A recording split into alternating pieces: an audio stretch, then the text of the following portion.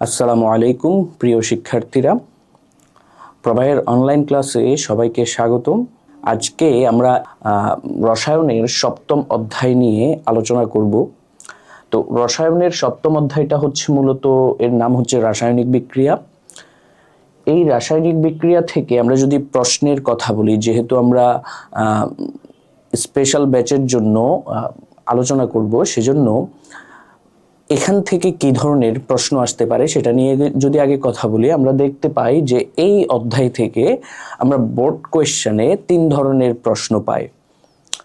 প্রথম প্রশ্নটা, যেটা একদমই কমন, আমরা প্রায় প্রত্যেকটা পরীক্ষায়, প্রত্যেক বোর্ড পরীক্ষায় এই প্রশ্নটা পাই, সেটা হচ্ছে কোনো একটা বিক্রিয়া উদ্দীপকের লেখা থাকে, বলে জারণ বিজারণ বিক্রিয়া কিনা ব্যাখ্যা করো, অথবা জারণ বিজারণ যুগপৎ ঘটে ব্যাখ্যা করো, এভাবে একটা প্রশ্ন থাকে। দ্বিতীয় প্রশ্নটা হচ্ছে রাসায়নিক বিক্রিয়া চেনার উপায়, অর্থাৎ একটা বিক্রিয়া, একটা রাসায়নিক বিক্রিয়া সেটা কি ধরনের বিক্রিয়া সেটা চেনার উপায়। এবং 3 নম্বর প্রশ্নটা হচ্ছে লাসাতিলিয়ার নীতি। মূলত আমরা এই 3 ধরনের প্রশ্ন নিয়েই আজকে আমাদের এই লেকচারটা সাজানো হয়েছে। তো আমরা চেষ্টা করব যে প্রত্যেকটা বিগত বোর্ড পরীক্ষাতে যে প্রশ্নগুলো এসেছিল সেই প্রশ্নগুলো নিয়ে কথা বলার জন্য, সেগুলো সলভ করার জন্য। তো আমরা শুরু করি। তাহলে আমরা প্রথমে যে প্রশ্নটা পড়ব সেটা হচ্ছে জারণ বিজারণ যুগপৎ ভাবে ঘটে ব্যাখ্যা করো। আমরা যদি একটু লক্ষ্য করি, আমরা এই লেকচারটা অনেকগুলো জারণ বিজারণ বিক্রিয়া দিয়ে সাজানো হয়েছে। যেমন ধরেন, প্রায় এখান থেকে শুরু করে, এটা রাজশাহী বোর্ড 25 সালে ছিল, এখান থেকে শুরু করে আমরা অনেকগুলো জারণ বিজারণ বিক্রিয়া এখানে পাবো। প্রায় 15 থেকে 20টা বিক্রিয়া দিয়েই আমরা 15 থেকে 20টা বিক্রিয়া নিয়েই আজকে আমরা কথা বলবো। তো এই জারণ বিজারণ বিক্রিয়াটা যদি আপনাকে জানতে হয়, ভালোভাবে বুঝতে হয়, প্রথমে যে কাজটা করতে হবে সেটা হচ্ছে কিছু মৌলের জারণ মানটা মুখস্থ করে নিতে হবে। আমরা পর্যায় সারণীর বিভিন্ন মৌলের জারণ মান যখন মুখস্থ করে নিতে পারবো, তখন এই বিক্রিয়াগুলো, এই প্রশ্নগুলো আমাদের জন্য খুবই সহজ হয়ে যাবে। তাহলে স্যার, আমরা কি কি মৌলের জারণ মান মনে রাখতে হবে সেটা আমরা এখানে লিখে রেখেছি। তার আগে বলে দেই জারণ সংখ্যা কি, জারণ মান কি। জারণ সংখ্যা বা জারণ মান মূলত হলো যে কোন একটা পরমাণু যতটা ইলেকট্রন ত্যাগ করে ধনাত্মক আয়নে পরিণত হয়, সেই ধনাত্মক আয়নের সংখ্যা, অথবা কোন একটা পরমাণু যতটা ইলেকট্রন গ্রহণ করে ঋণাত্মক আয়নে পরিণত হয়, সেই ঋণাত্মক আয়ন সংখ্যাকেই জারণ সংখ্যা বলা হয়। যেমন ধরেন, আমি যদি উদাহরণ দেই, যেমন ধরেন আমি বললাম যে সোডিয়াম পরমাণু একটা ইলেকট্রন ত্যাগ করে সোডিয়াম আয়নে পরিণত হলো। তার মানে সোডিয়াম এর চার্জের মান কত? +1। এটাই হচ্ছে সোডিয়ামের জারণ মান। একইভাবে যদি আমরা অন্য আরেকটা দেখি, ক্লোরিন পরমাণু ইলেকট্রন গ্রহণ করে, আমরা জানি অধাতুগুলো ইলেকট্রন গ্রহণ করে, ক্লোরাইড আয়নে পরিণত হলো। তাহলে ক্লোরিনের চার্জের মান কত? -1। তার মানে ক্লোরিনের জারণ মান হলো -1। ক্লোরিনের জারণ মান -1। তাহলে স্যার, যেটা বললাম সেটা হলো যে কোনো ধাতু যতটা ইলেকট্রন ত্যাগ করে, সেই ইলেকট্রন চার্জের মান সহ সেই সংখ্যাটাকে বলা হয় তার জারণ মান। কোন একটা পরমাণু ইলেকট্রন ত্যাগ করার ফলে, আমরা জানি ইলেকট্রন ত্যাগ করলে ধনাত্মক আয়ন তৈরি করে, তো ধনাত্মক আয়ন বিশিষ্ট এই সংখ্যাটাকে বলা হয় ওই পরমাণুর জারণ মান। আবার যদি অধাতুর ক্ষেত্রে চিন্তা করি, অধাতু ইলেকট্রন গ্রহণ করে, তো ইলেকট্রন গ্রহণ করার ফলে সে যে আয়নটা তৈরি করলো, ওই আয়নটা হচ্ছে তার জারণ মান। আশা করি আপনারা জারণ মান, জারণ সংখ্যাটা কি আশা করি বুঝতে পারছেন। এরপরে আসেন, আমরা এবার বিভিন্ন মৌলের জারণ মান সম্পর্কে জানবো এই চার্ট থেকে। তো আমরা যদি লক্ষ্য করি, আমরা দেখব যে গ্রুপ 1 এদের জারণ মান হয় +1, গ্রুপ একের জারণ মান হয় +1। স্যার এটার মানে কি দাঁড়ায়? গ্রুপ একের জারণ মান +1 বলতে কি বোঝায়? এটা বোঝানো হচ্ছে যে গ্রুপ একের মৌলগুলো একটা ইলেকট্রন ত্যাগ করে ধনাত্মক +1 চার্জ তৈরি করতে পারে, আর ওই +1টাই হচ্ছে তার জারণ মান। আর এই গ্রুপ একের মৌলগুলো কারা কারা? Hydrogen, lithium, sodium, potassium, rubidium, আরো কিছু ফ্রান্সিয়াম, সিজিয়াম আছে। আমরা মূলত যেই পরমাণুগুলো আমাদের জন্য ইম্পর্টেন্ট সেই পরমাণুগুলো নিয়েই শুধুমাত্র এই চার্টটা সাজানো হয়েছে। আমাদের সবগুলো একই গ্রুপের সবগুলোরও প্রয়োজন হচ্ছে না। তাহলে স্যার বললাম কি, গ্রুপ একের জারণ মান +1, আর এই মৌলগুলো কারা কারা? Hydrogen, lithium, sodium, potassium, rubidium. আশা করি আপনারা এটা মুখস্থ করে নেবেন, কারণ এটা মুখস্থ করলে আপনার জন্য সুবিধা হবে জারণ বিজারণ বিক্রিয়াগুলো জানার। এরপরে গ্রুপ 2 এর জারণ মান +2। তার মানে কি দাঁড়ালো? গ্রুপ 2 এর মৌলগুলো সবসময় ইলেকট্রন ত্যাগ করবে কয়টা করে? 2টা করে। তার মানে সে দুটো ইলেকট্রন ত্যাগ করে যে +2 চার্জ তৈরি করবে, ওই +2 চার্জটাই হচ্ছে তার জারণ সংখ্যা বা জারণ মান। গ্রুপ 2 এর মৌলগুলো কারা? Beryllium, magnesium, calcium, strontium. যেমন ধরেন আমি যদি বলি যে ক্যালসিয়ামের কথা, আমরা জানি যে ক্যালসিয়াম গ্রুপ 2 এর মৌল, আমাদের এখানে লেখা আছে যে ক্যালসিয়াম গ্রুপ 2 এর মৌল। তার মানে ক্যালসিয়ামের জারণ মান +2 দ্বারা বোঝাচ্ছে ক্যালসিয়াম দুটো ইলেকট্রন ত্যাগ করে ক্যালসিয়াম 2+ তৈরি করতে পারবে, অর্থাৎ ক্যালসিয়ামের চার্জের মান হবে ক্যালসিয়াম +2 বা 2+। এখন এই যে 2+, এটাই মূলত হচ্ছে ক্যালসিয়ামের জারণ মান। আশা করি আপনারা বুঝতে পারছেন। এরপর আসেন গ্রুপ 17। গ্রুপ 17 এর জারণ মান হচ্ছে -1। গ্রুপ 17 এর মৌলগুলো কারা কারা? Fluorine, chlorine, bromine, iodine. খুবই পরিচিত একটা গ্রুপ, আমরা সবাই জানি। 17 গ্রুপের মৌলগুলো আমাদের মোটামুটি সবারই মুখস্থ থাকে। তো ফ্লোরিন, ক্লোরিন, ব্রোমিন, আয়োডিন, এদের জারণ মান হলো -1। তাহলে কি দাঁড়ালো sir? Fluorine, chlorine, bromine, iodine তথা গ্রুপ 17 এর জারণ মান -1 বলতে কি বোঝাচ্ছে? যে এরা কয়টা করে ইলেকট্রন গ্রহণ করতে পারে? আমরা জানি ইলেকট্রন গ্রহণ করলে মাইনাস হয়। কয়টা করে ইলেকট্রন গ্রহণ করতে পারে? একটা করে। আর যেহেতু একটা করে ইলেকট্রন গ্রহণ করে, সেজন্য তাদের জারণ মানটা হয়ে যায় -1। এই হলো আমাদের তিনটে গ্রুপের কথা, যে গ্রুপগুলোর জারণ মান আপনাকে অবশ্যই মুখস্থ রাখা লাগবেই, যদি আপনি জারণ বিজারণ বিক্রিয়াগুলো খুব ভালোভাবে বুঝতে চান। আমরা চেষ্টা করব একদম স্টেপ বাই স্টেপ জারণ বিজারণ বিক্রিয়াগুলো বোঝানোর জন্য। আচ্ছা, তো এবার আসেন আরো বাড়তি কিছু মৌলের জারণ মান আপনাকে মুখস্থ রাখা লাগবে। সেগুলো কোনগুলো? তার আগে বলে দেই, একটা মৌলের জারণ মান আপনি অবশ্যই মনে রাখবেন, সেটা হচ্ছে অক্সিজেন। অক্সিজেনের জারণ মান সবসময় -2 হয়। দু জায়গায় ব্যতিক্রম ঘটে, সেই ব্যতিক্রমগুলো নিয়েও আমরা কথা বলবো। তো অক্সিজেনের জারণ মান, হাইড্রোজেনের জারণ মান, মানে এই জারণ মানগুলো, অক্সিজেনের জারণ মান দিয়ে আমরা অসংখ্য জারণ মান বের করতে পারবো। স্যার এই জিনিসটা খুবই ইম্পর্টেন্ট, অক্সিজেনের জারণ মানটা, এটা মুখস্থ রাখা লাগবেই। আচ্ছা, এরপরে আসেন বিভিন্ন মৌলের, অন্যান্য যে সকল মৌলের জারণ মান আমাদের জানা লাগবে, সেটা হচ্ছে তাদের মধ্যে হচ্ছে কপারের জারণ মান +1 হয়, কখনো কখনো +2 হয়। আবার আয়রনের জারণ মান আমরা +2 পাই, +3 পাই। টিনের জারণ মান +2 +4, লেডের জারণ মান +2 +4, মার্কারির জারণ মান +1 +2, সিলভারের জারণ মান +1 +2 এবং জিঙ্কের জারণ মান হয় +2।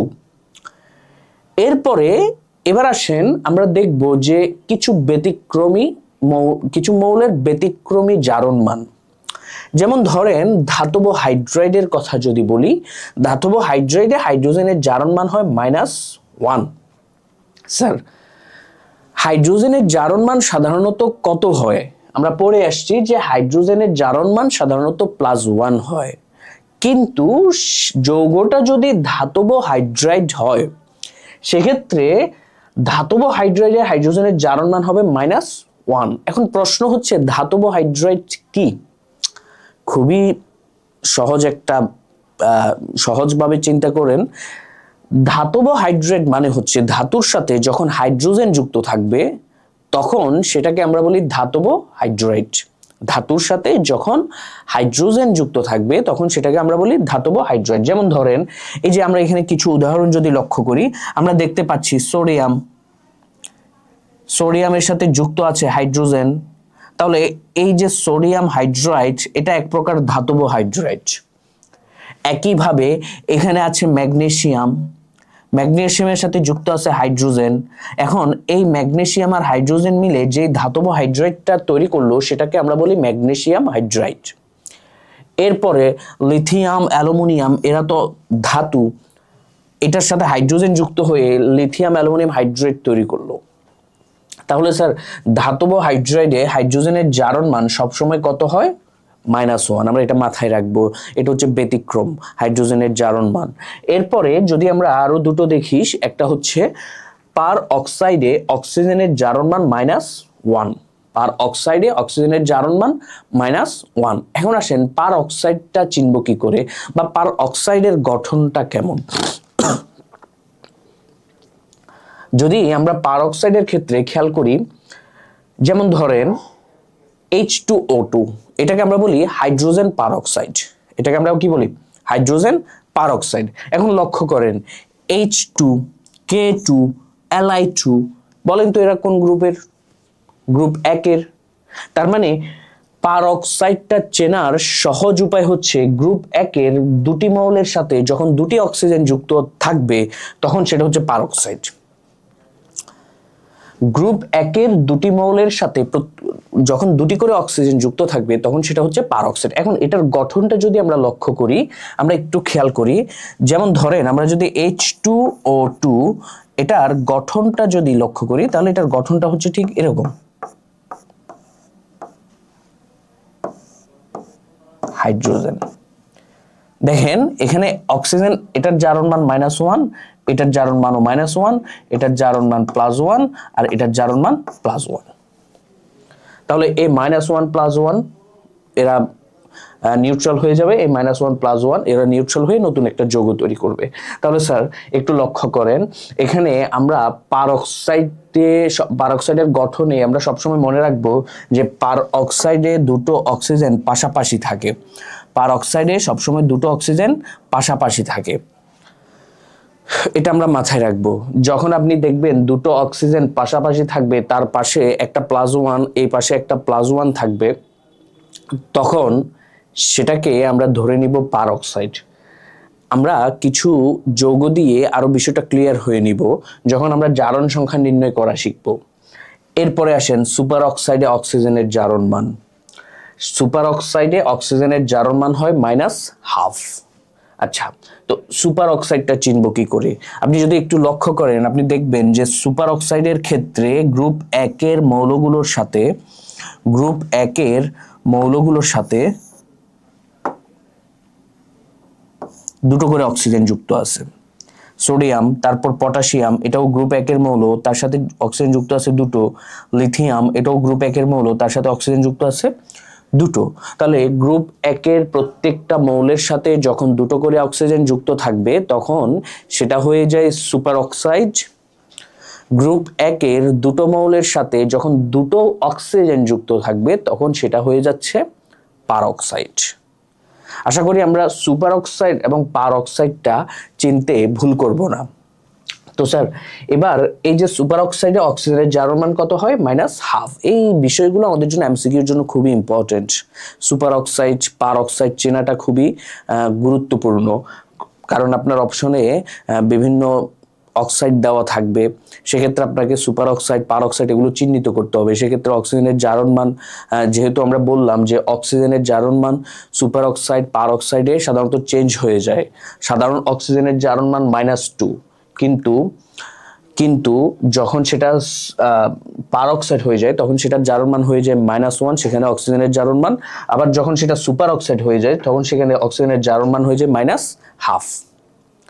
আশা করি আপনারা বুঝতে পারছেন, আমি সাজেস্ট করব, আমি বারবার জোর দিয়ে বলবো যে আপনারা এই চার্টটা, এই অধ্যায়টা শিখার আগে, এই অধ্যায়টার মূল প্রশ্নে যাওয়ার আগে এই চার্টটা মুখস্থ করতে ভুল করবেন না। অবশ্যই আপনাকে এটা মুখস্থ রাখা লাগবেই। এর পরবর্তী টপিকটাতে যদি আমরা যাই, আমরা এখন যেটা দেখব সেটা হচ্ছে একটা যৌগে কিভাবে একটা মৌলের জারণ সংখ্যা নির্ণয় করতে হয়। এবার আমরা সেটাই দেখব। তো আমরা এখানে যেই যৌগগুলো সাধারণত একটু কঠিন, আপনাদের জন্য কঠিন হয়ে থাকে, যেটা আমার কাছে মনে হয়েছে যেগুলো একটু কঠিন হবে, সেই যৌগগুলো নিয়েই আমরা কথা বলবো। যেমন ধরেন সোডিয়াম থায়োসালফেট, এরপরে ক্যালসিয়াম ফেরেট, এরপরে এখানে টেট্রাক্লোরোমিথেন, ডাইক্লোরোমিথেন। এভাবে আমরা কিছু মৌলের জারণ মান দেখব, জারণ সংখ্যা নির্ণয় করা দেখব। তো স্যার, জারণ সংখ্যা নির্ণয়টা আমরা করব কিভাবে? জারণ সংখ্যা নির্ণয় করার আগে দুটো পয়েন্ট আপনাকে সবসময় মাথায় রাখতে হবে। পয়েন্ট দুটো কি? এক নম্বর পয়েন্ট হচ্ছে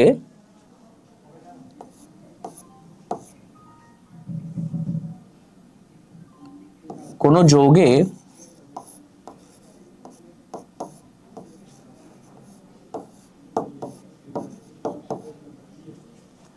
বিদ্যমান পরমাণুগুলোর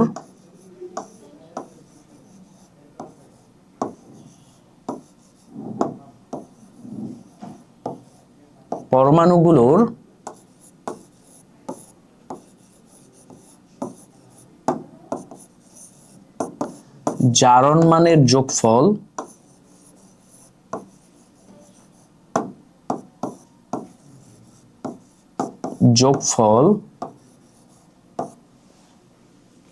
শূন্য হয়।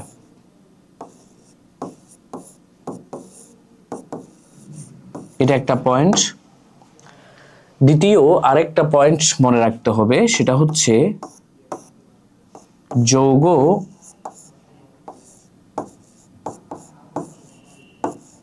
মূলকে বিদ্যমান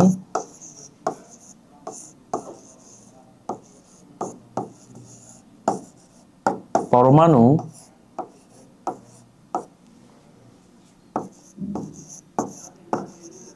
গুলোর জারণ মানের যোগফল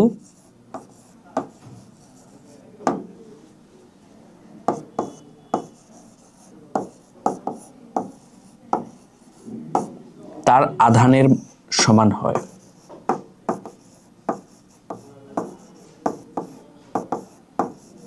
আধানের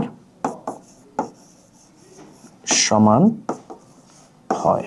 যেমন আমি যদি একটা উদাহরণ দেই, যৌগমূলক বলতে যে সকল যৌগ, যে সকল পরমাণু গুচ্ছ আয়নের ন্যায় আচরণ করে, মূলকের ন্যায় আচরণ করে, তাদেরকে আমরা বলি যৌগমূলক। তো এখন একটু যদি আমরা লক্ষ্য করি, যেমন আমরা একটা উদাহরণ দেই, PO4 3-, এটা একটা যৌগমূলক। তো এই যৌগমূলকে তার আধানের মান হচ্ছে 3-, তার মানে বলা হচ্ছে যৌগমূলকে বিদ্যমান পরমাণুগুলোর জারণ মানের যোগফল হবে তার আধানের সমান। অর্থাৎ এটার আমরা যদি এই যৌগমূলকে ফসফরাস অক্সিজেনের জারণ মান যোগ করি, তার জারণ মানের যোগফলটা আসবে -3, তার আধানের সমান। এটা মাথায় রাখবো। আচ্ছা, তো এই দুটো জিনিস আমাদের খুবই ইম্পর্টেন্ট, বিশেষ করে জারণ সংখ্যা নির্ণয় করার ক্ষেত্রে এই দুটো বিষয় আমাদের মাথায় রাখতে হয়। আচ্ছা, তো এখন খেয়াল করেন, আমরা প্রথম যে যৌগটা দেখতে পাচ্ছি সেটা হচ্ছে সোডিয়াম থায়োসালফেট, Na2S2O3। Na2S2O3। তো এই সোডিয়াম থায়োসালফেটে আপনি কোন মৌলের জারণ মান বের করবেন? সাধারণত আমরা একটা যৌগে যেটা কেন্দ্রীয় মৌল থাকে, ওই কেন্দ্রীয় মৌলের জারণ মানটা নির্ণয় করি। তো কেন্দ্রীয় মৌলটা কি? আমাদের ভিতরে একটা রং কনসেপ্ট আছে, সেটা হচ্ছে যে কেন্দ্রীয় মৌল হচ্ছে যেটা মাঝখানে থাকে সেটা না স্যার। কেন্দ্রীয় মৌল হচ্ছে যেই মৌলের সাথে অধিক সংখ্যক পরমাণু যুক্ত আছে একটা যৌগের মধ্যে, অথবা যেই মৌলের জারণ মান সর্বোচ্চ একটা যৌগে। অথবা যার যোজনী, একটা যৌগে যার যোজনী সর্বোচ্চ সেটা হচ্ছে ওই যৌগে ওই মৌলের কেন্দ্রীয় মৌল, ওই যৌগে কেন্দ্রীয় মৌল। তো এখন এই যে সোডিয়াম থায়োসালফেটে আমরা কেন্দ্রীয় মৌলের কথা যদি বলি, সেখানে কেন্দ্রীয় মৌলটা হচ্ছে সালফার। তার মানে আমরা এই যে সোডিয়াম থায়োসালফেট, এই সোডিয়াম থায়োসালফেটের কোন মৌলের জারণ মান বের করব? সালফারের। এক্ষেত্রে সালফারের জারণ মান বের করার জন্য আমাদের প্রথমে যে পয়েন্টটা মনে রাখতে হবে, আমরা কিভাবে নির্ণয় করব সেটা কিন্তু এখানে উল্লেখ করা আছে। এই পয়েন্টটাকেই ধরে আমরা সোডিয়াম থায়োসালফেটে সালফারের জারণ মান বের করব। আমরা যে কাজটা করব সেটা হচ্ছে যে এই যৌগে বিদ্যমান প্রত্যেকটা পরমাণুর জারণ মান যোগ করব, আর আমরা দেখতে পাচ্ছি তার যোগফলটা কি হবে। একটা যৌগে যে কোনো যৌগ হতে পারে, একটা যৌগে বিদ্যমান পরমাণুগুলোর জারণ মানের যোগফল 0 হয়, তাহলে এই যৌগে বিদ্যমান পরমাণুগুলোর জারণ মানের যোগফল ইকুয়াল টু কত হবে স্যার? Equal to 0। তার মানে আমরা সমাধান করার আগেই উত্তরটা পেয়ে যাচ্ছি যে ইকুয়াল টু কত হবে? 0 হবে। এখন আমরা প্রত্যেকটা মৌলের জারণ মান যোগ করব। যার জারণ মানটা আমাদেরকে বের করতে বলা হবে তার জারণ মানটাকে x ধরে নিব। যদি আমি একটু লক্ষ্য করেন, আমরা জানি, আমরা কিছুক্ষণ আগেই পড়ে আসছি, সোডিয়ামের জারণ মান হয় +1, কিন্তু এই জায়গায় সোডিয়াম আছে কয়টা? 2টা, সেজন্য আমরা এটাকে 2 দ্বারা গুণ দিব। এরপর সালফারের জারণ মান আমাদেরকে বের করতে বলা হলো। তো আমরা যদি সালফারের জারণ মান বের করতে চাই, সেক্ষেত্রে যেহেতু এটা সালফারের জারণ মান আমরা বের করব, একটা অজানা মান, সালফারের মান আমরা জানি না, সেজন্য তার জারণ মানটাকে আমরা x ধরে নিব। তাহলে আমরা যদি সালফারের জারণ মানকে x ধরে নেই, এবং যেহেতু এই জায়গাতে সালফার দুটো আছে, সেজন্য সেটা হবে 2x প্লাস অক্সিজেনের জারণ মান আমরা কিছুক্ষণ আগেই পড়ে আসছি, অক্সিজেনের জারণ মান -2, ব্যতিক্রম দুটো ছাড়া সাধারণত অক্সিজেনের জারণ মান সব জায়গায় -2 হয়। তো অক্সিজেনের জারণ মান -2, যেহেতু এখানে অক্সিজেন 3টে আছে, সেজন্য আমরা -2কে 3 দ্বারা গুণ দিব, আর এদের প্রত্যেকের জারণ মানের যোগফল কত হবে স্যার? এদের প্রত্যেকের জারণ মানের যোগফল হবে 0। ওই যে প্রথমে যে পয়েন্টটার যে কথাটা বলা আছে, কোন যৌগে বিদ্যমান পরমাণুগুলোর জারণ মানের যোগফল 0 হয়। এবার এখান থেকে আমরা x এর মানটা বের করব। আশা করি আপনারা এখন নিশ্চয় আপনারা নিজেরাই পারবেন। আমরা যদি x এর মানটা বের করি, এখানে 2 + 2x - 3 দুগুণে 6 = 0। তো -2 থেকে +2 যদি যাই, সেক্ষেত্রে আমরা পাই -4, আর 2x - 4 = 0, বা 2x = 4। আমরা যদি এখান থেকে x এর মানটা বের করি, তাহলে আমরা পাবো x এর মান +2। আমরা একটা বিষয় মাথায় রাখবো, জারণ সংখ্যা হয় ধনাত্মক হবে না হয় ঋণাত্মক হবে। অর্থাৎ জারণ সংখ্যায় আপনি সংখ্যার আগে প্লাস শব্দটা, প্লাস চিহ্নটা ইউজ করতে হবে যদি সেটার জারণ মান ধনাত্মক হয়।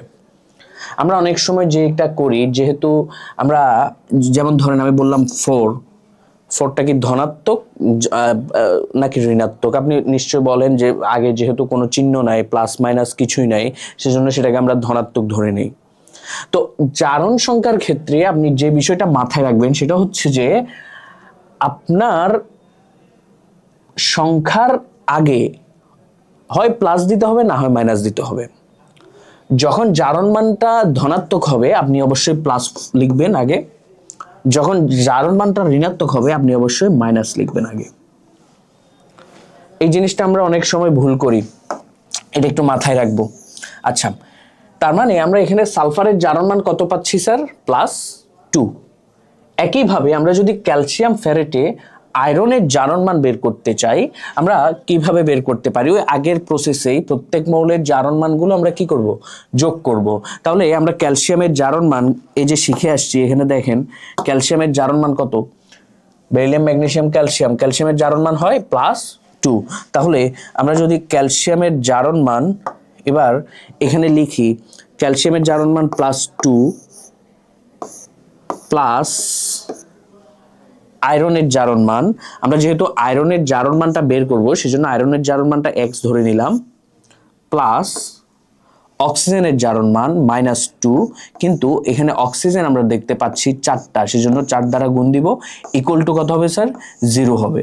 ওই যে একটা যৌগে বিদ্যমান পরমাণুগুলোর জারণ মানের যোগফল সবসময় 0 হয়। আপনি একটু লক্ষ্য করেন, আমরা যে বললাম যে একটা যৌগে বিদ্যমান পরমাণুগুলোর জারণ মানের যোগফল সবসময় 0 হয়, দেখেন এই যে +2টা কার জারণ মান? ক্যালসিয়ামের। এরপরে এক্সটা কার জারণ মান? আয়রনের। যেহেতু আমরা আয়রনের জারণ মান জানি না সেজন্য আমরা এই যৌগে আয়রনের জারণ মানটা নির্ণয় করব। এরপরে -2 × 4 এটা কার জারণ মান? অক্সিজেনের। অক্সিজেনের জারণ মান আমরা জানি -2, কিন্তু এখানে অক্সিজেন আছে 4টা, সেজন্য 4 দ্বারা গুণ দিলাম। এরপরে এবার যদি আমরা এখান থেকে যদি x এর মানটা বের করি তাহলে -2 × 4 হয় -8, -8 থেকে +2 যদি বাদ যায় সেক্ষেত্রে হয় -6। তার মানে আমরা x ইকুয়াল টু এই -6টাকে যদি আবার ডান পাশে নিয়ে যাই তার মানে আমরা পাই +6, x ইকুয়াল টু +6। তার মানে এই যৌগে আয়রনের জারণ মান হয় +6। আচ্ছা, এর পরবর্তী যৌগে যদি আমরা যাই CHCl3 টেট্রাক্লোরোমিথেন, এই যৌগের আরো একটা নাম আছে, আশা করি আপনারা জানেন। এই যৌগের আরেকটা নাম হচ্ছে ক্লোরোফর্ম। টেট্রাক্লোরোমিথেন বা এটার আরেকটা নাম কি স্যার? ক্লোরোফর্ম। এখন এই ক্লোরোফর্মের আমরা কেন্দ্রীয় মৌলের জারণ মান বের করব। স্যার আমাকে একটু বলেন তো এখানে কেন্দ্রীয় মৌল কে হবে? যদি আমরা গাঠনিক সংকেতটা একটু লক্ষ্য করি, দেখেন কার্বনের সাথে 3টে ক্লোরিন পরমাণু এবং একটা হাইড্রোজেন যুক্ত আছে। কার্বনের সাথে 3টে ক্লোরিন পরমাণু এবং কি একটা হাইড্রোজেন যুক্ত আছে। এখন বলেন এখানে কেন্দ্রীয় মৌল কি? কার্বন। কেন? কারণ কার্বনের সাথে সর্বোচ্চ সংখ্যক বন্ধন আমরা এই যৌগে দেখতে পাচ্ছি। আবার এই যৌগে কার্বনের জারণ মানটাও হবে সর্বোচ্চ। সেজন্য আমরা যেটা বললাম যে কেন্দ্রীয় মৌল হয় সে যার সাথে সর্বোচ্চ সংখ্যক বন্ধন যুক্ত থাকে, যার জারণ মান হয় ওই যৌগে সর্বোচ্চ। এখন আমরা এই যৌগে কেন্দ্রীয় মৌলটার মূলত জারণ মান নির্ণয় করব।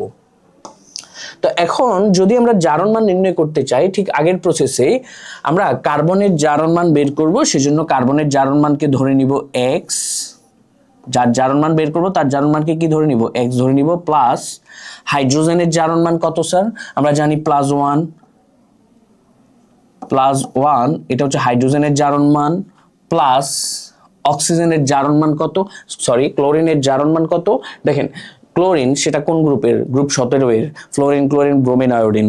তো এই গ্রুপ 17 এর মৌলগুলোর জারণ মান হয় সবসময় -1। তাহলে ক্লোরিনের জারণ মান হচ্ছে -1 ইন্টু ক্লোরিন, যেহেতু এই জায়গায় 3টে আছে সেজন্য আমরা 3 দ্বারা গুণ দিব, ইকুয়াল টু হবে 0, ইকুয়াল টু 0। তো এখন এখান থেকে আমরা যদি x এর মানটা বের করতে চাই, আমরা কত পাই x এর মান? এখানে -3 থেকে যদি 1 যায় তার মানে -2 পাই, অর্থাৎ এই জায়গায় আমরা -3 পাচ্ছি আর এখানে 1 পাচ্ছি, +1 পাচ্ছি। তো -3 থেকে +1 যদি আমরা বিয়োগ দেই সেক্ষেত্রে আমরা পাই -2। তার মানে x, আমি যদি একটু ভেঙে লিখি আর একটু, x -2 ইকুয়াল টু 0। তাহলে x ইকুয়াল টু কত স্যার? x ইকুয়াল টু হয় +2, x ইকুয়াল টু হয় +2। তাহলে এই যৌগে কার্বনের জারণ মান +2। আশা করি আমরা বুঝতে পারছি। এরপরে আসেন CH2Cl2 ডাইক্লোরোমিথেন, এই যৌগে কেন্দ্রীয় মৌল কার্বনের জারণ মানটা আমরা বের করব। ঠিক আগের প্রসেসে আমরা করব। হাইড্রোজেনের জারণ মান আমরা জানি +1, যেহেতু হাইড্রোজেন দুটো আছে, ইন্টু 2 প্লাস কার্বনের জারণ মান বের করব, সেজন্য কার্বনের জারণ মানকে আমরা ধরে নিলাম x, প্লাস ক্লোরিনের জারণ মান আমরা বের করব। ক্লোরিনের জারণ মান আমরা জানি, ক্লোরিনের জারণ মান -1, যেহেতু ক্লোরিন দুটো আছে সেজন্য 2 দ্বারা গুণ দিব, ইকুয়াল টু কত হবে? 0। তাহলে এবার যদি আমরা বের করি, এখানে আমরা পাচ্ছি +1 × 2, 2 plus x plus minus minus হয়ে গেলে -2 = 0। তাহলে এখানে আমরা x = পাচ্ছি মূলত 0। তার মানে ডাইক্লোরোমিথেনে কার্বনের জারণ মান 0। ডাইক্লোরোমিথেনে কার্বনের জারণ মান 0। এখান থেকে আমরা আরো একটা বিষয় জেনে নিলাম, সেটা হচ্ছে যে একটা যৌগে কোন একটা মৌলের জারণ মান 0 হতে পারে। একটা যৌগে কোন একটা মৌলের জারণ মান 0 হতে পারে। এই ছিল আমাদের ডাইক্লোরোমিথেনে কেন্দ্রীয় মৌলের জারণ মান নির্ণয়। এরপরে আমরা যেটা দেখব সেটা হচ্ছে সোডিয়াম টেট্রাথিওনেট Na2S4O6। এই যৌগটা সম্ভবত আমাদের বরিশাল বোর্ডের একটা প্রশ্ন ছিল। বরিশাল বোর্ড 2022 সালের একটা প্রশ্ন। সোডিয়াম টেট্রাথিওনেটে সালফারের জারণ মান নির্ণয় করতে বলা হলো। তো আমরা ঠিক আগের প্রসেসেই করব, সোডিয়াম টেট্রাথিওনেটে সালফারের জারণ মান বের করব। সেক্ষেত্রে আমরা যদি সোডিয়ামের জারণ মান যদি জানি, আমরা প্রত্যেকটা মৌলের জারণ মান যোগ করব। সোডিয়ামের জারণ মান আমরা জানি +1, যেহেতু সোডিয়াম দুটো সেজন্য 2 দ্বারা গুণ, প্লাস সালফারের জারণ মান যেহেতু আমরা বের করব তাহলে তার জারণ মানকে ধরে নিব x, কিন্তু এখানে সালফার আমরা পাচ্ছি 4টা, সেজন্য আমরা দিব 4x। সেজন্য আমরা দিব 4x প্লাস অক্সিজেনের জারণ মান আমরা জানি -2, কিন্তু এখানে অক্সিজেন আছে 6টা, সেজন্য 6 দ্বারা গুণ দিব = 0। এবার আমরা যদি x এর মানটা বের করি, এখানে আমরা পাই +1 × 2, 2 প্লাস 4x মাইনাস 6 × 2 = 12 = 0। -12 থেকে +2 যদি বিয়োগ করি আমরা সেক্ষেত্রে পাই -12 এর সাথে +2 যদি আমরা যোগ করি আমরা সেক্ষেত্রে পাই -10। তার মানে 4x - 10 = 0। এরপর আমরা যদি এখানে x এর মানটা বের করতে চাই সেক্ষেত্রে আমাদের x এর মানটা হয় 10/4, অথবা এটাকে আমরা লিখতে পারি 5/2, অথবা +2.55। 2.55 এ হচ্ছে আমাদের সোডিয়াম টেট্রাথিওনেটে সালফারের জারণ মান। আচ্ছা,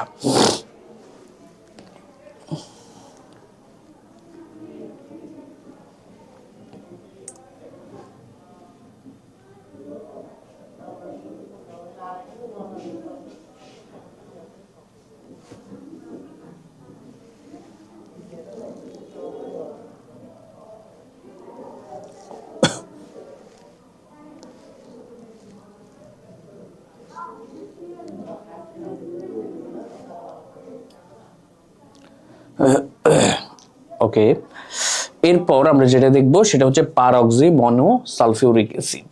এখানে সালফারের জারণ মান, পারঅক্সিমোনোসালফিউরিক অ্যাসিড, এখানে সালফারের জারণ মান। তবে স্যার এখানে আমাদের একটু বুঝতে হবে বিষয়টা, এই জায়গায় এই যৌগটা একটু ক্রিটিক্যাল, এটার জারণ মান নির্ণয় করাটা একটু ক্রিটিক্যাল, কারণ এখানে যে অক্সিজেন পাচ্ছি সেখানের মধ্যে কিছু অক্সিজেন আছে যার জারণ মান হবে -2, আর কিছু অক্সিজেন আছে যার জারণ মান হবে -1।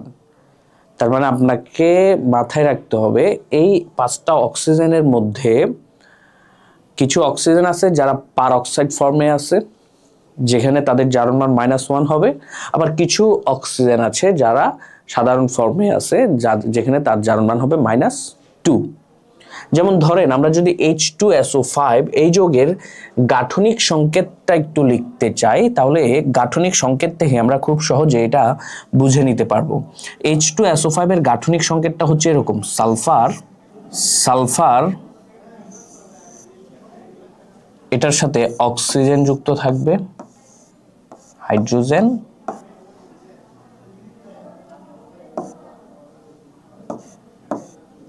অক্সিজেন, অক্সিজেন অক্সিজেন হাইড্রোজেন, 1 2 3 4 5, এটা হচ্ছে H2SO5 এর গাঠনিক সংকেত। তো এই H2SO5 এর গাঠনিক সংকেতে আপনি একটু যদি লক্ষ্য করেন, আপনি দেখবেন যে এই অংশটা পারঅক্সাইড ফর্মে আছে। আমরা কিছুক্ষণ আগে H2O2 এটার গাঠনিক সংকেতটা দেখেছিলাম, যেটা হাইড্রোজেন পারঅক্সাইড বলি আমরা। তো এই হাইড্রোজেন পারঅক্সাইডে আপনি খেয়াল করেন গঠনটা কেমন ছিল, এরকম এরকম। তার মানে আপনি দেখেন যেখানে পারঅক্সাইড যৌগগুলোতে যে দুটো অক্সিজেন থাকে, ওই দুটো অক্সিজেন সাধারণত পাশাপাশি থাকে, একসাথে পরস্পরের সাথে একক বন্ধন দ্বারা যুক্ত থাকে। তো এবার আপনি এখানে লক্ষ্য করেন এই অংশটা তো সেম, দুটো অক্সিজেন পাশাপাশি একক বন্ধন দ্বারা যুক্ত আছে। তাহলে পার অক্সাইডে অক্সিজেনের জারণ মান আমরা জানি যে -1 হয়, তাহলে এই অক্সিজেনের জারণ মান হবে -1, এটার হবে -1। এখানে সালফারের জারণ মানটা আমরা নির্ণয় করব, এখানে অক্সিজেনের জারণ মান আবার -2, এখানেও -2, এখানেও -2, আর এখানে হাইড্রোজেনের জারণ মান +1, এখানে হাইড্রোজেনের জারণ মান +1। আমরা জানি হাইড্রোজেনের জারণ মান ধাতব হাইড্রাইড ব্যতীত অন্য সব জায়গায় +1 হয়। তাহলে স্যার এবার একটু লক্ষ্য করেন, আমরা এখানে যে 5টা অক্সিজেন, এই যে পারঅক্সি মনোসালফিউরিক অ্যাসিডে 5টা অক্সিজেন পাচ্ছি, সে 5টা অক্সিজেনের মধ্যে দুটো আছে পারঅক্সাইড ফর্মে, আর বাকি 3টা আছে অক্সিজেন -2 ফর্মে, বাকি 3টা সাধারণ ফর্মে আছে। তাহলে স্যার এবার যদি আমরা এই যে এখান থেকে কোন মৌলের জারণ মান কত সেটা আমরা এবার দেখলাম, এবার যদি আমরা জারণ মানগুলো বের করতে চাই তাহলে কিভাবে বের করব একটু লক্ষ্য করি। আমরা দেখতে পাচ্ছি হাইড্রোজেনের জারণ মান +1, সেটা ঠিক থাকবে, +1 ইন্টু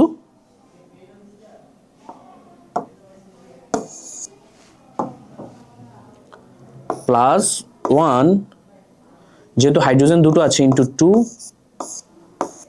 প্লাস সালফারের জারণ মান আমরা এখানে বের করব। সালফারের জারণ মান আমরা ধরে নিলাম x, প্লাস অক্সিজেনের জারণ মান আমরা দেখতে পাচ্ছি যে তিনটে অক্সিজেনের জারণ মান -2, তাহলে আমরা লিখলাম -2 ইন্টু 3, যেহেতু তিনটে অক্সিজেনের জারণ মান -2, প্লাস আবার এই জায়গায় দুটো অক্সিজেনের জারণ মান পাচ্ছি -1, তাহলে -1 ইন্টু 2 ইকুয়াল টু 0। এখান থেকে এবার আমরা যদি x এর মানটা বের করি, এখানে আমরা পাচ্ছি 2 প্লাস x, -2 ইন্টু 3 তাহলে হয় -6, -1 ইন্টু 2 তাহলে হয় -2 ইকুয়াল টু 0। তাহলে স্যার এখান থেকে -6 আর -2 আমরা যোগ করলে পাই -8, -6 আর -2 যোগ করলে -8, -8 থেকে আমরা যদি -8 এর সাথে যদি 2 যোগ করি সেক্ষেত্রে হয়ে যায় -6, অর্থাৎ 2 plus x minus 8 equal to 0। এই -8 থেকে 8 এর সাথে যদি 2 যোগ করি কত হয় -6, তাহলে x মাইনাস 6 ইকুয়াল টু 0। তাহলে আমরা x এর মানটা পাচ্ছি +6। তাহলে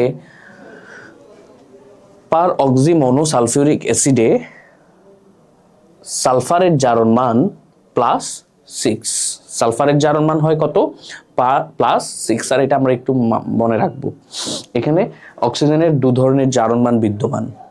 আচ্ছা, এর পরবর্তী টপিকে যদি আমরা যাই, এর পরবর্তীটা হচ্ছে iron 2,3 oxide, iron 2,3 oxide.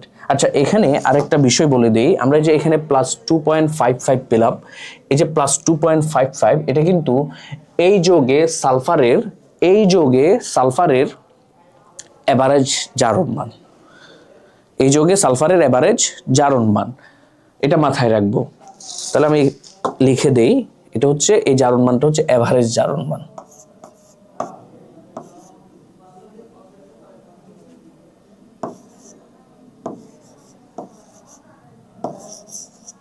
Average জারণ মান। স্যার এই জিনিসটা আমরা মাথায় রাখবো। এভারেজ জারণ মান কি? অর্থাৎ এই যৌগে যতগুলো সালফার আছে সবগুলো সালফারের জারণ মানের গড় হচ্ছে এই জারণ মানটা। এখানে যতগুলো সালফার আছে সবগুলো সালফারের জারণ মানের গড় হচ্ছে এই জারণ মানটা। আচ্ছা, তার মানে এখানে সালফারেরও বিভিন্ন ধরনের জারণ মান বিদ্যমান। এখানে আমরা যে 4টা সালফার দেখতে পাচ্ছি, 4টা সালফারের মধ্যে 2টো সালফারের জারণ মান সাধারণত 0 হয়। আমরা সেদিকে যাচ্ছি না, আমাদের পরীক্ষায় আসলে আমরা এভাবেই করে নিব। আচ্ছা, এরপরে পরবর্তী টপিকটাতে আমরা যদি যাই, পরবর্তীটা হচ্ছে আমাদের আয়রন 2,3 অক্সাইড। আয়রন 2,3 অক্সাইডে আয়রনের জারণ মান নির্ণয় করা। স্যার একটু লক্ষ্য করেন, আগে যৌগের নামটা যদি আমরা লক্ষ্য করি, আয়রন 2,3 দ্বারা বোঝাচ্ছে এখানে আয়রনের যোজনী 2ও আছে 3ও আছে। তার মানে এখানে আয়রনের যোজনী জারণ মান +2 আছে +3ও আছে। কিন্তু আমরা যেটা বের করব, সাধারণত আমরা যেই প্রক্রিয়ার মাধ্যমে, যে প্রসেসের মাধ্যমে জারণ সংখ্যা নির্ণয় করাটা, জারণ মান নির্ণয় করাটা শিখে আসছি, সে প্রক্রিয়া করলে আমরা এখানে আয়রনের একটা এভারেজ জারণ মান পাবো। যদি আমরা এই Fe3O4 এর গাঠনিক সংকেতটা একটু লক্ষ্য করি, আমাদের গাঠনিক সংকেতটা হচ্ছে এরকম।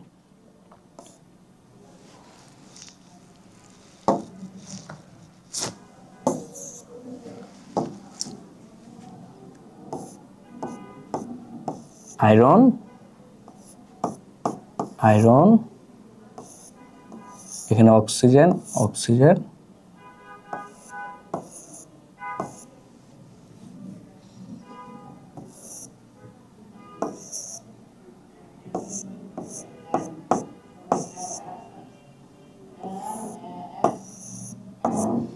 এটা হচ্ছে Fe3O4 এর গাঠনিক সংকেত। তো এই Fe3O4 এর গাঠনিক সংকেতে আপনি লক্ষ্য করেন, এই যে আয়রনটা, এই আয়রনটা, এখানে আয়রনের সাথে 3টা বন্ড আছে, তার মানে তার জারণ মান হবে +3। আবার এই আয়রনের সাথে 3টা বন্ড আছে, 1টা 2টা 3টা, তার মানে এই আয়রনের জারণ মান হবে +3। কিন্তু এই আয়রনে বন্ড আছে 2টা, তার মানে এখানে আয়রনের জারণ মান +2। আমি গাঠনিক সংকেতটা এই জন্য লিখেছি যে আপনাকে বোঝানোর জন্য, এখানে 3টে যে আয়রন আছে, 3টা আয়রনের জারণ মান 2টোতে +3, একটাতে +2। অর্থাৎ এই যৌগের আয়রনগুলোর মধ্যে আয়রনের জারণ মান +2 আছে +3ও আছে। এটাকে বলি আমরা আয়রনের মিশ্র অক্সাইড। এটাকে আমরা বলি কি? আয়রনের মিশ্র অক্সাইড। আয়রনের মিশ্র অক্সাইড কিভাবে গঠিত হয় যদি আমরা একটু লক্ষ্য করি, দেখেন ফেরাস অক্সাইড FeO, আবার ফেরিক অক্সাইড, আমরা জানি আয়রনের 2 ধরনের অক্সাইড আছে, একটা ফেরাস অক্সাইড আর একটা ferric oxide, Fe2O3 ferric oxide. মূলত এরা দুজন একত্রে যুক্ত হয়ে তৈরি করে Fe3O4। Fe3O4। তাহলে এখানে ফেরাস অক্সাইডে আয়রনের জারণ মান +2, আবার ফেরিক অক্সাইডে আয়রনের জারণ মান +3, +2 +3, ফেরাস অক্সাইড এবং ফেরিক অক্সাইড মিলে তৈরি করলো Fe3O4 আয়রন 2,3 অক্সাইড। তো এখানে আয়রনের জারণ মান অবশ্যই 2 আর 3 হবে। কিন্তু এখন আমরা যেটা বের করব, যে প্রসেসে বের করব, এতক্ষণ পর্যন্ত আমরা যেভাবে বের করে আসছি সেভাবে যদি বের করি, আমরা এভারেজ আয়রনের, এই যৌগে আয়রনের এভারেজ একটা জারণ মান পাবো। তাহলে স্যার সেটা আমরা বের করি। মূলত পরীক্ষায় আপনাকে এভাবেই করতে হবে, আপনাকে বইয়ে যে প্রসেসটা বলা আছে সেই প্রসেস অনুযায়ী করতে হবে। তাহলে আমরা যদি এখানে আয়রনের জারণ মান বের করি, আয়রনের জারণ মানকে আমরা x ধরে নিলাম, যেহেতু আয়রন 3টে আছে সেজন্য 3x 3 দ্বারা গুণ, প্লাস অক্সিজেনের জারণ মান আমরা জানি -2, যেহেতু এখানে অক্সিজেন 4টা আছে তাহলে 4 দ্বারা গুণ ইকুয়াল টু 0। একটা যৌগে বিদ্যমান পরমাণুগুলোর জারণ মানের যোগফল কত হয়? 0 হয়। এখন এখান থেকে আমরা যদি x এর মানটা বের করি তাহলে আমরা কি পাই? +4 × -2, তাহলে হয় -8। এটা যদি ডান পাশে যায় +8 হয়ে যায়, তার মানে 8/3। এটাকে আমরা লিখতে পারি +2.66। তার মানে এই যৌগে আয়রনের জারণ মান, এভারেজ জারণ মানটা হচ্ছে +2.66, এটাও এভারেজ জারণ মান। স্যার এটা মাথায় রাখবো। এটাও এভারেজ জারণ মান। আমরা আমাদের পরীক্ষায় যদি এই প্রশ্নগুলো আসে, মানে এই ধরনের প্রশ্নগুলো আসে, আমরা সাধারণত এভারেজ জারণ মানটাই বের করে দেখাবো। এভাবে বের করার প্রয়োজন নাই, আমি জাস্ট বোঝানোর জন্য, যারা একটু চিন্তা করতে পছন্দ করে তাদের জন্য এটা ভেঙে দেখাইছি। তবে আপনি পরীক্ষায় লিখবেন এভাবে +2.66। আচ্ছা, এরপরে সর্বশেষ যে মৌলটার জারণ মান আমরা দেখব সেটা হচ্ছে ফসফেট আয়ন। স্যার, কিছুক্ষণ আগেই আমরা বলে আসছি যে যৌগমূলকে বিদ্যমান পরমাণুগুলোর জারণ মানের যোগফল তার আধানের সমান হয়। এখন দেখেন তো, ফসফেট আয়নে, আমরা যদি ফসফেট আয়নের ক্ষেত্রে চিন্তা করি, ফসফেট আয়ন এটা একটা যৌগমূলক। তো এই যৌগমূলকে PO4 যে 3- আছে, এখানে ফসফেট আয়নের আধানের মান কত? 3-। তাহলে তার জারণ মানের এই যে এখানে ফসফরাস, অক্সিজেন, এদের জারণ মান যদি যোগ করি তাহলে তার জারণ মানের যোগফলটা হবে -3। ওই যে একটা যৌগে বিদ্যমান পরমাণুগুলোর জারণ মানের যোগফল যেমন 0 হতো, এক্ষেত্রে এখন যদি আমরা যৌগমূলকের ক্ষেত্রে চিন্তা করি, যৌগমূলকে বিদ্যমান পরমাণুগুলোর জারণ মানের যোগফল হবে তার আধানের সমান। তাহলে ফসফেট আয়নে এই মৌলগুলোর ফসফরাস, অক্সিজেন, এদের জারণ মান যদি আমরা যোগ করি তার যোগফলটা কত পাবো? তার আধানের সমান -3। এখন আসেন, এই ফসফেট আয়নে আমরা ফসফরাসের জারণ মানটা নির্ণয় করা শিখব। আগের প্রসেসে আমরা জারণ মানগুলো যোগ করব, শুধুমাত্র আগের প্রসেসের মতোই আমরা শুধুমাত্র জারণ মানগুলো যোগ করব। যেমন ধরুন ফসফেট আয়ন যেহেতু আমরা ফসফরাসের জারণ মান, ফসফেট আয়নে ফসফরাসের জারণ মান বের করব, তাহলে আমরা এখানে ফসফরাসের জারণ মান ধরে নিব x প্লাস অক্সিজেনের জারণ মান কত? -2 ইন্টু অক্সিজেন যেহেতু এখানে 4টা আছে, তাহলে 4 দ্বারা গুণ, ইকুয়াল টু 0 হবে না -3 হবে? অবশ্যই সেটা হবে -3। অর্থাৎ যৌগমূলক হলে তাদের জারণ মানের যোগফলগুলো হবে তার আধানের সমান। এখন এখান থেকে যদি আমরা x এর মানটা বের করতে চাই, আমরা এখানে কত পাই? x ইকুয়াল টু 4 × -2, 4 × -2, তার মানে এখানে -8, এটা যদি সমান চিহ্নের ডান পাশে যায় সেটা হয়ে যায় +8, আর এখানে আছে -3। তাহলে স্যার আমরা আলটিমেটলি কত পাচ্ছি? x equal to +5। তার মানে ফসফেট আয়নে ফসফরাসের জারণ মান +5, ফসফেট আয়নে ফসফরাসের জারণ মান +5। আশা করি আমরা বুঝতে পারছি যে কিভাবে যৌগমূলকের জারণ মান বের করতে হয় এবং কিভাবে একটা যৌগে কেন্দ্রীয় মৌলের জারণ মান বের করতে হয়। আমাদের MCQর জন্য, অনেক সময় খ নাম্বারের প্রশ্নের জন্য এই যৌগগুলো অনেক বেশি ইম্পর্টেন্ট। যে যৌগগুলো নিয়ে আপনাদের একটু কনফিউশন থাকার কথা, ওই ধরনের যৌগগুলোকেই মূলত আমরা এখানে নিয়ে আসার চেষ্টা করছি। তো স্যার, এবার আসেন আমরা পরবর্তী টপিকে যাই।